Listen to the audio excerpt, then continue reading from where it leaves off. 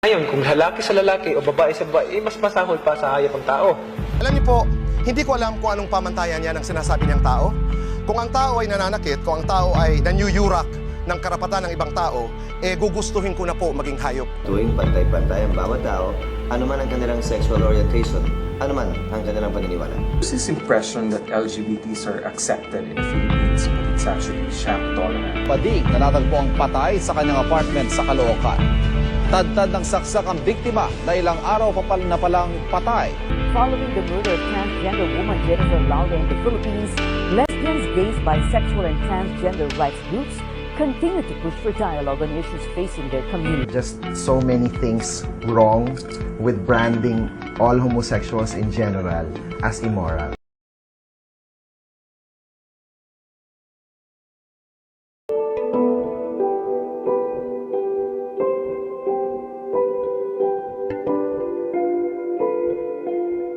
The history of publishing is characterized by a close interplay of technical innovation and social change, each promoting the other.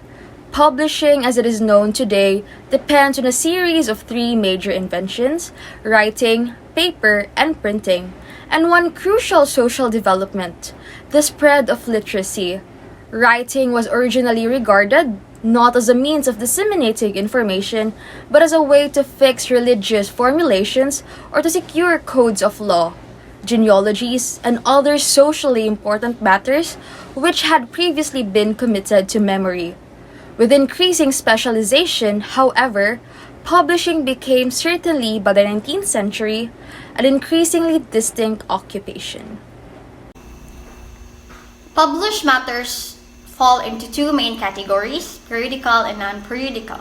Of a non-periodical publication, books constitute by far the largest class. They are also in one form or another the oldest of all types of publication and go back to the earliest civilization. Periodical publication may be further divided into two main classes, newspaper and magazines. Both sprang up after the invention of printing, but both have shown a phenomenal rate of growth to meet the demand for quick information and regular entertainment. Newspapers have long been by the most widely read published matter. The democratizing process of 19th and 20th centuries would be unthinkable without them. Magazines, close behind newspapers both historically and in terms of readership, rapidly branch out from their learned origins into periodicals of amusement. Today, there is not a probably single interest for views or series of man, woman, and child that is not catered by a magazine. There are, of course, many other types of publications besides books, newspapers, and magazines.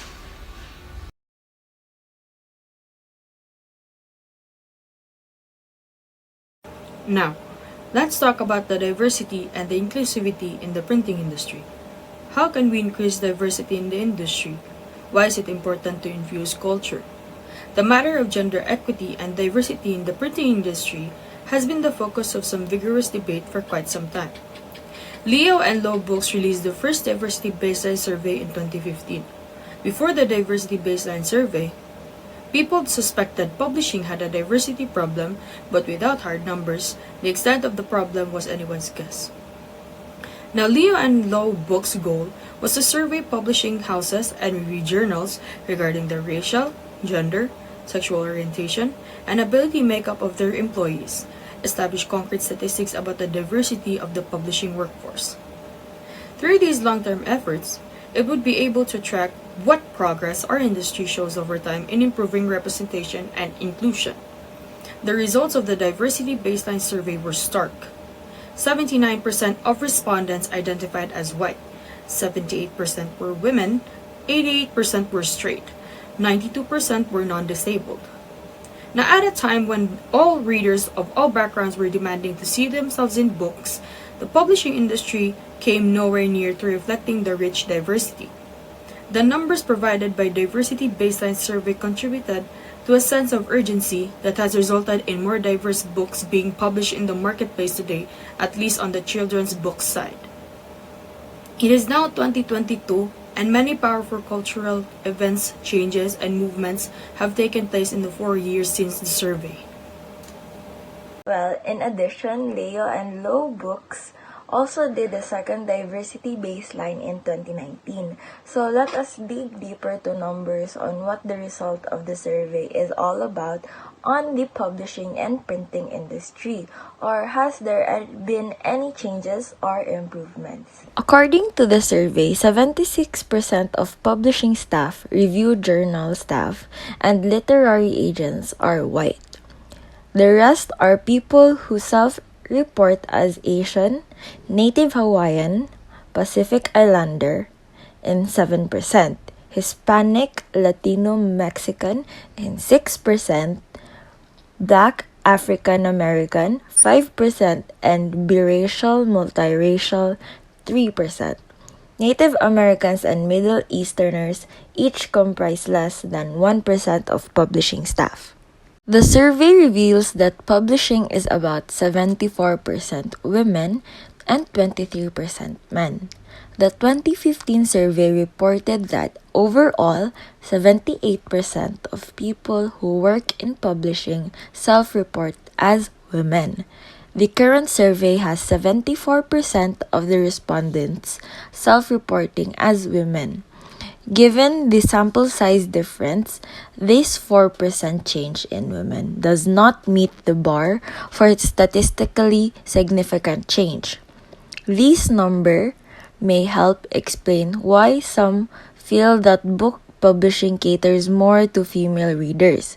Among executive and board members' positions, this disparity even out somewhat, with approximately 38% of executives and board members identifying as men. This reflects the reality that males still ascend to positions of power more easily, even in female-dominated industries. According to the survey, about 81% of publishing staff identify as straight or heterosexual. This category saw the most change over the course of study. In the initial survey, 88% of the respondents self-reported as straight. This survey saw a statistically significant negative change in the number of respondents that self-reported straight at 81%. The change can be largely attributed to the number that identified as bi and pansexual, 10%. Not surprisingly, most of these are white women, but that again is most likely attributed to the fact that the field is overwhelmingly white women. There was a slight drop in gray representation to 4% and lesbian to 2%, with asexual holding at 1%. Well, the world has changed a great deal from just 7 years ago during the first diversity baseline survey happened in 2015. With so many diverse causes that run parallel to one another, that sometimes it can be hard to keep in mind. But until we all start to care about equity, we will not make progress, and any gains in the industry will continue to be not statistically significant. How can company cultures be more welcoming for diverse staff? Do diverse staff or employees feel comfortable voicing their opinions? Are systems in place to make sure all staffs are trained and well-versed in diversity issues? Has empathy on people grown or receded toward diverse causes in the past few years? The world is a diverse place. Publishing needs to accurately reflect the world as it is, from the books being published to the people working in the industry. It is now 2022, and many powerful cultural events and movements have taken place in the 7 years since the first survey.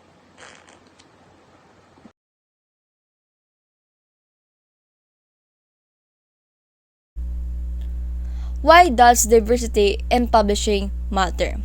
The book industry has the power to shape culture in big and small ways. The people behind the books serve as gatekeepers who can make a huge difference in determining which stories are amplified and which are shut out. If the people who work in publishing are not a diverse group, how can diverse voices truly be represented in its books? The efforts to make the book community a more inclusive one is an ongoing, oftentimes struggle, conducted predominantly by people of color. The encouraging numbers in the intern section indicate that publishing is trying to reach out to diverse population, but keeping diverse employees engaged and believing they have a home in this industry is another matter. Without a clear career path and the promise of opportunities for a bright future, retention will continue to be a serious problem. The world is a diverse one. Publishing needs accurately reflect the world as it is, from the books we publish to the people working in every phases of this industry. For the past few years, diversity in publishing industry has been quite the hot topic and the inspiration for numerous initiatives and social media campaigns calling out for more representation in books. There is an overwhelming agreement that we need greater representation and inclusion in the publishing industry. So, what's the big deal and why should you, as a viewer and a reader, should care? Well, diverse books aren't just for diverse, they are all for us. Books are more powerful than just a bunch of words. They can help bridge cultural understanding, promote tolerance, normalize identities unlike our own, and allow people to develop an appreciation for the culture for others.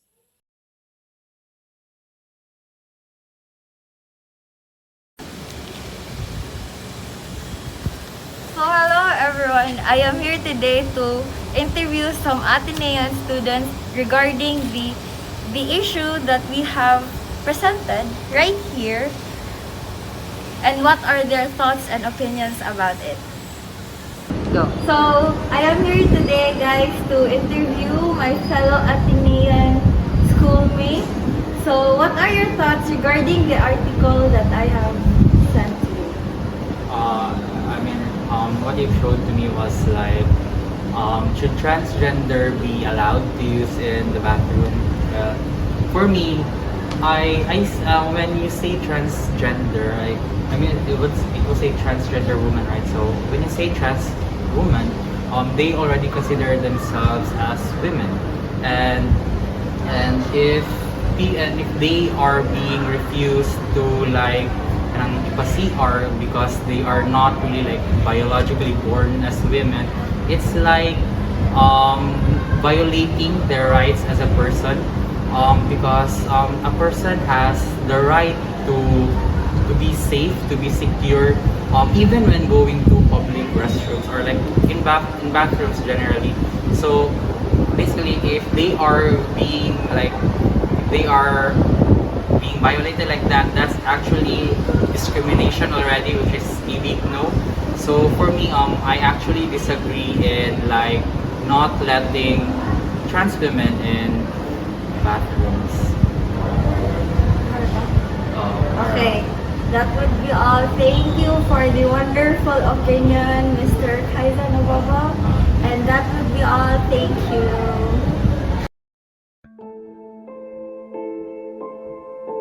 Some district parents are pushing to ban some LGBTQ books from libraries. And young people deserve to see themselves reflected in their school's library. Yeah.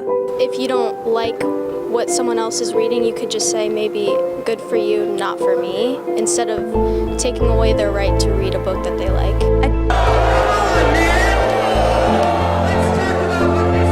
Limiting young people's access to books does not protect them from life's complex and challenging issues.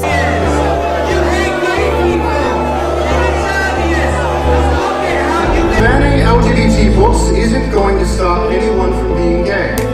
this book is gay and all boys are not